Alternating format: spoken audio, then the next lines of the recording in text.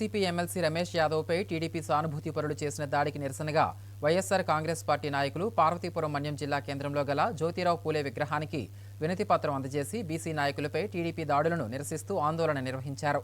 ఈ సందర్భంగా జిల్లా బీసీ సెల్ అధ్యక్షులు బాబుజీ నాయుడు మాట్లాడుతూ ఆంధ్రప్రదేశ్ రాష్ట్ర రాజకీయాలలో ఎన్నడూ లేని విధంగా కూటమి ప్రభుత్వం పాలనలో రెడ్ బుక్ పాలన నడుస్తుందని విమర్శించారు.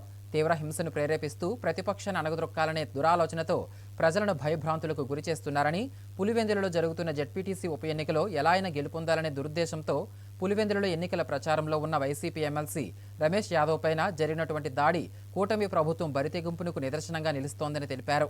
రాష్ట్రంలోని కూటమి ప్రభుత్వం అధికారం చేపట్టినప్పటి నుండి అరాచక పాలన, విధ్వంసక పాలన చేస్తూ బీసీ నాయకులను టార్గెట్ చేస్తూ భయభ్రాంతులకు గురిచేస్తున్నారని మండిపడ్డారు.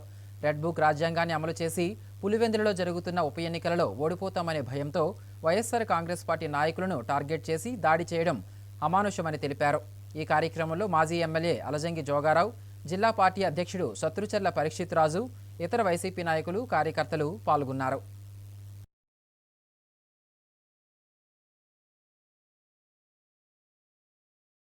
మొన్న 5వ తారీఖున పులివెందుల రూరల్ మండలం ఎన్నికల ప్రచారంలో పాల్గొనడానికి వెళ్ళిన రాష్ట్ర వైఎస్ఆర్ పార్టీ బీసీసీఎల్ అధ్యక్షులు ఎమ్మెల్సీ రాచమూలు రమేష్ యాదవ్ గారి మీద గూండాలు, తెలుగుదేశం కార్యకర్తలు విచక్షణారహితంగా దాడి చేసి కారు మీద పెట్రోల్ పోసి కాల్చి వాళ్ళను కూడా తీవ్రంగా గాయపరిచిన సంఘటన జరిగింది. అయితే ఈ రకంగా బీసీలకి ఎన్నికల ప్రచారంలో పాల్గొనే అవకాశం కూడా కల్పించకుండా ఎన్నికల వైపే చూడకుండా చేయాలన్న ఈ రాష్ట్ర ప్రభుత్వ ఉద్దేశం ఏమాత్రం కరెక్ట్ కాదు. ఎందుకంటే ప్రజాస్వామ్యంలో ప్రతి ఒక్కరికి తమ గొంతు వినిపించే అవకాశం ఉంది. అటువంటి గొంతు వినిపించే అవకాశం లేకుండా పులివెందుల లాంటి కాన్స్టిట్యున్సీలో కూడాను ఆ జడ్పీటీసీ కూడా అధికారంతో హస్తగతం చేసుకోవాలని తెలుగుదేశం ప్రభుత్వం ప్రయత్నిస్తుంది. అందువల్లనే మా బీసీ నాయకుడి మీద ఈ దాడి జరిగింది.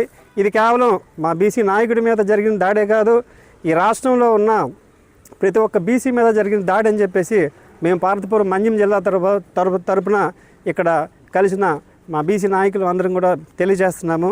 ఇటువంటి ఇంకొకసారి జరిగితే బీసీలు ఈ రాష్ట్రంలో చూస్తూ ఊరుకోరని, సరైన బుద్ధి చెప్తారని చెప్పేసి ఈ రాష్ట్ర ప్రభుత్వానికి హెచ్చరిస్తూ మా అందరి ఐక్యత, మేము అందరం బీసీలు ఒకే తాటి మీద ఎప్పుడు ఉంటామని చెప్పి మీ అందరికీ పత్రిక తెలియజేసుకుంటున్నాం.